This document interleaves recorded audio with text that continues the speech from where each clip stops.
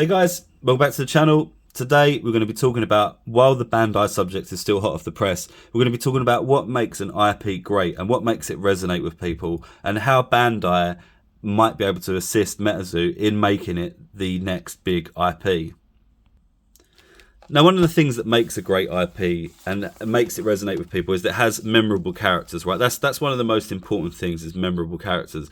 Even if you don't know Pokemon, you will know Pikachu. Even if you don't know Digimon, you would probably know Agumon, Gabumon, for example, right? If you've never seen Dragon Ball Z, everybody knows who Goku is.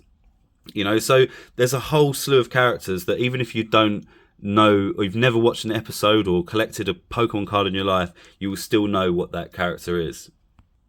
And Metazoo does already have that, right? So Metazoo already has that in, Bigfoot, for example, from Wilderness. You've got Mothman, who's the OG beastie from Cryptid Nation. You've got Loveland Frogman. There's a whole slew of beasties out there and cryptids that people are already aware of.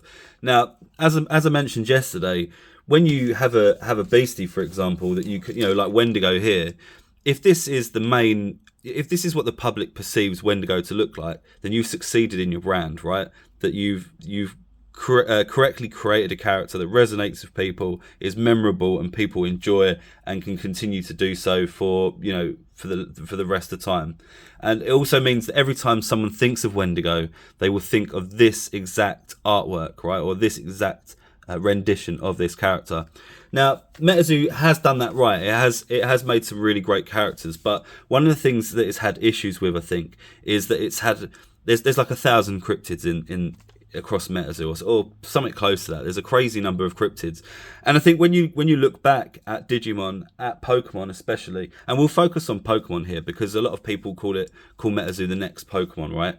When you look at Pokemon when it first came out, you had 151 Pokemon, right? They made an anime series around that 151 Pokemon. They made a TCG around that first 151 Pokemon, and the very first few sets of Pokemon all surrounded the original 150. You had base set, you had fossil and jungle, and then you had the Team Rocket set as well. And this is kind of what I'm getting at, right? Is that Metazoo should have really just created, I think, maybe 100 different beasties and reused them throughout the sets, throughout Cryptid Nation, because a lot of the Cryptid Nation beasties, and that was told to us that it was a base set, right? But a lot of those base set cryptids never came back. So what does a base set really mean then? I would say that a base set is the ground level of beasties, the main ones, the ones that you should see over and over again. And we haven't seen Chessie, we've not seen a lot of Sam Sinclair really throughout the sets. I mean, he's been featured a little bit more recently. And you've got a few reused ones like Loveland Frogman, you've got Mothman and people like that have come back. But I think in between those fan favourites that have been created as fan favourites as well, some of them have got lost along the way, and some of them haven't been seen as much as what I think we should have done. And in replacement of those, we've ended up with a lot of beasties that not a lot of people can resonate with or really care about. And I think if there was going to be a lot of beasties in each set, or a lot of new beasties in each set, I think the new beasties should have been kept to commons and uncommons, like the Bunnyman, for example, right? And if they're going to be a holo, then they should be a main chase card, not a main chase card, but like a main character within the lore of Metazoo. So a Frogman or a Mothman, or even Squonk. I've mentioned this in a previous video as well. I can't believe that Squonk has not been brought back, and the opportunity on using him as a Magikarp type figure, right? Like the meme beastie. An opportunity has kind of been lost on that to create another mainline beastie, and that's because a lot of focus has been put on creating new ones, which I don't think Metazoo needs. I don't think Metazoo needs any more beasties in the lore of it at the moment at all. Griddle Greaser Pete, really cool, like a nice original beastie. Don't think we've seen him again until Hello Kitty, possibly. So, why is that? There's no reason why. This is just a spell as well, so there's no reason why you can't have Griddle Greaser Pete on a spell, or Mothman on a spell. And I think as a result, a lot of these other beasties have kind of just been lost by the wayside and not really cared about at all. And as a result, we've actually lost out on some of the really good ones. But yeah, I think at least for the first 5 sets or so, they should have really just kept the Cryptid Nation block beasties, added in a few more on top of that, but continued that kind of trend throughout all of those sets. The other thing that I think they need to do is obviously release more lore. There has to be more lore. We can't have a story without a story. And the manga art, the manga book that's been done at the moment, or seems to have stopped. This could have been done a long time ago to create some sort of lore. And it's disappointing that we've come this far, and we've been given what we've been given. And I don't think that's anything to do with the artists themselves. I think possibly the story's not that great. But, only being given so long to, produce the art for the manga over such a short period of time seems like a tough task for somebody to do. So I think, like I say, it's disappointing that we've got this far and we've ended up with something like this. I think this could have been done years ago and would have been more successful back then had it been released in this state now.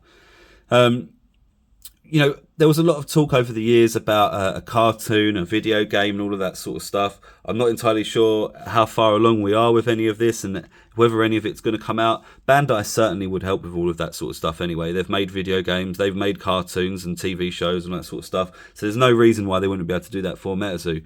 But what happened to all of those projects? What happened? We've not heard anything of them since. No demos have been shown. We've not even seen a page of the book that Mike was writing.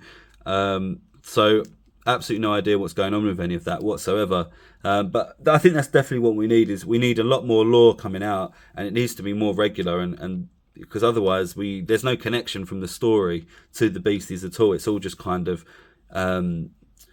not meaningless, but there's no continuity, and there needs to be continuity. That's what made Pokemon so great, was the fact that Ash and Pikachu were in every single episode, and they were exploring. A new Pokemon would be introduced into every episode. You'd get Diglett come in, then the next episode would be about Pidgey and Pidgeot, and then the next one would be about Lieutenant Surge and his Pikachu and Raichu, and so on and so forth. And that's how they created continuity. So you always had the same characters in, but added in new stuff as you kind of went along. And that's what. And Metazoo's kind of just piled all of these beasties onto people, and it's made a lot of them forgettable. Whereas the first 150 Pokemon, everybody knows the first 150 Pokemon. Kids used to be able to recite them from number 1 to 151 back in the 90s. It was that. They resonated that much, whereas there's so many beasties here, and a lot of them you don't see again ever. And I think that's definitely one of the issues for why Metazoo hasn't taken off as much in terms of lore.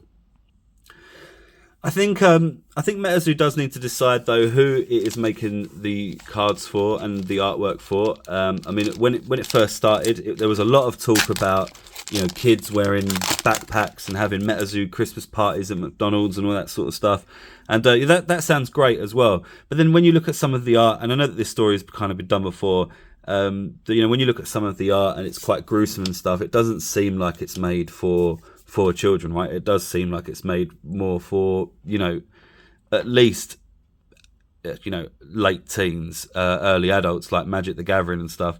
Even this artwork here. Yeah, it's a really nice card. I really like this one. Who was this? This was Lily. Really nice artwork, but it's still quite dark. It's still quite demonic looking. But yeah, here we go again. There's another one with blood pouring down a tombstone. So yeah, I think it needs to kind of develop its identity in terms of what its target market actually is. And if Metazoo does come back following this, closure that's happening at the moment. If it does come back, then I definitely think this is a great way to start fresh, build a completely new audience, and not try to stick around for, they just need to kind of start fresh at this point. I think they need to regather their identity, regather their thoughts, regather their focus, and decide exactly what they need to be doing. They need to set out a clear plan for the year. And the plan should look a lot more detailed than the roadmap than what we've got. Set realistic goals, meet them, and then just kind of go through the motions and complete each task as it comes. Stop trying to think too far ahead, because it doesn't seem like that's completely viable. But yeah, this is the Saturday video, guys. I just thought I'd put something quick out there to show this is what Bandai really could help with. All of these things. You know, they know how to develop an IP. They know how to develop a franchise and make characters memorable. And there's no reason why some of these characters can't change the way they look as well. I mean, Pikachu originally started off as like a fat mouse, and as the years went on, he got, you know, cuter and cuter and cuter. And that's happened as well with a lot of Pokemon as well. So, you know, there's a lot of change that could be done. There's a lot of you know, improvements that can be made, and I think Metazoo does still have that quality, you know, where it can become something great. I just think a lot of changes need to be made, and you know, maybe someone from Bandai heading it up really would help and really would make things improve massively. We'll see what happens, guys. We'll see what information unfolds over the weekend, and we'll be back on Monday. Thanks a lot for watching.